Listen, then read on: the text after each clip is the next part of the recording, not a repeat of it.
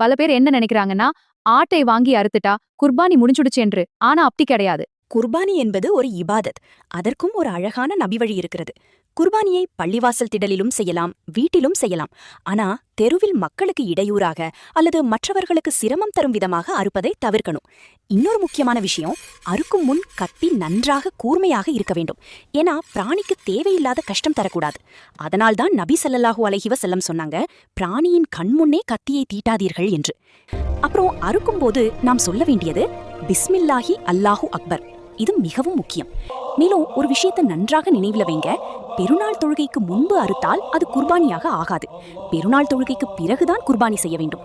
மேலும் ஒரு குடும்பத்திற்கு ஒரு ஆடு போதுமானது என்பதையும் நபி ஸல்லல்லாஹு அலைஹி வஸல்லம் அவர்களின் ஹதீஸ்கள் சொல்லுகிறது. அதனால் குர்பானி என்பது வெறும் இறைச்சி கிடையாது, அது ஒரு தியாகம். அது அல்லாஹ்வுக்கான கீழ்ப்படிதல். அது நபி வழி. இந்த வீடியோ உங்களுக்கு பயனுள்ளதாக இருந்தால் அல்லாஹு அக்பர் என்று கமெண்ட் பண்ணுங்க.